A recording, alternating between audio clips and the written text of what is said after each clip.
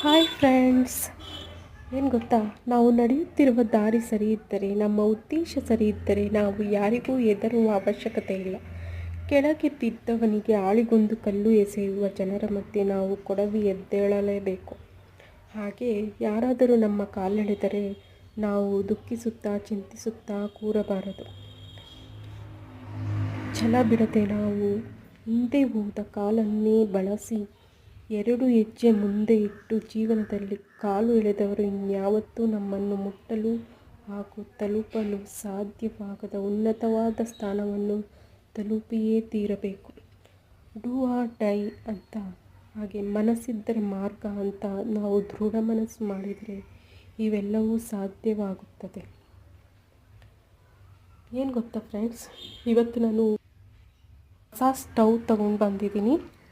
ಹಾಗೆ ಹಾಲು ಕುದಿಸ್ಬೇಡ, ಹೊಸ ಸ್ಟವ್ ತೊಗೊಂಡ್ಬಂದಿದ್ದೀನಿ, ಹಾಲು ಕುದಿಸೋಣ ಅಂತ ಹೇಳಿ ಹಾಲು ಕೂಡ ತೊಗೊಂಡು ಬಂದು ಹಾಲು ಕುದಿಸ್ತಿದ್ದೀನಿ.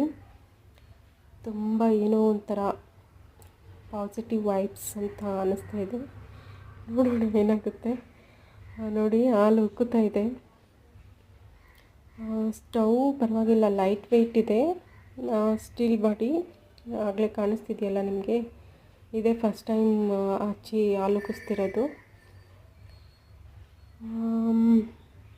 ಹಾಗೆ ವೆಜಿಟೇಬಲ್ಸು ತೊಗೊಂಬಂದಿದ್ದೀನಿ. ನೋಡಿ ಹಾಲು ಉಕ್ಕೊಂಡ್ಬಿಡ್ತೀನಿ. ವೆರಿ